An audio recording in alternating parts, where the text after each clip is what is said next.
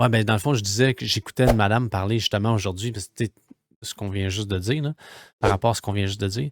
Puis elle parlait sur l'importance de l'imaginaire, puis des métaphores, puis tout ça. Qu'aujourd'hui, tu sais, on a tendance à penser que la seule façon qu'on peut arriver à quelque chose de vrai, c'est par la science, c'est la seule façon. Fait que décortiquer, étiqueter, mettre dans des boîtes, trouver des patterns.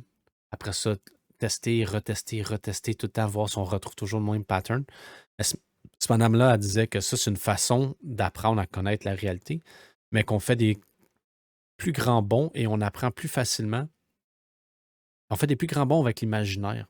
Dans le fond, les plus grandes découvertes scientifiques, ça partit d'abord par l'imaginaire de quelqu'un qui est juste, il est parti, puis après ça, il y a juste comme eu un moment de oh, tu sais, il est frappé par quelque chose dans son imagination.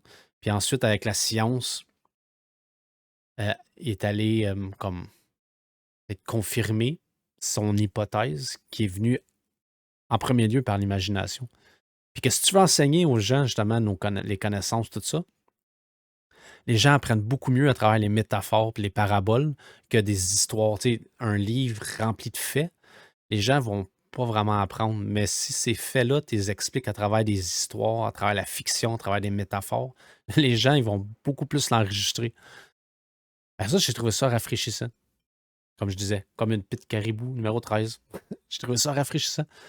Parce que depuis que je suis tout petit, puis tous ceux qui ont mon âge aussi, là, on a vécu ça, là. euh, Tout est fret, tout est mathématique, tout est. C'est comme si les arts, l'imaginaire, le rêve, c'est comme si on met ça de côté, puis c'est comme, eh, on n'a pas besoin de ça. On n'a pas besoin de ça parce qu'on a des éprouvettes, puis on a des microscopes. Finalement, les études en sciences cognitives, de plus en plus, se rendent compte de l'opposé, comme l'imaginaire, les métaphores, la fiction. C'est ultra important, puis que même beaucoup de nos découvertes débutent là. J'avais le goût de partager ça avec vous. C'est très intéressant, ce que la madame disait.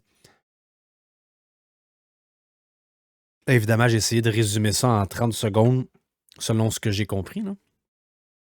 Mais très, très, très intéressant. Mon contenu attire ton attention? Alors encourage-moi en cliquant sur like et en t'abonnant à ma chaîne. Ciao, pao!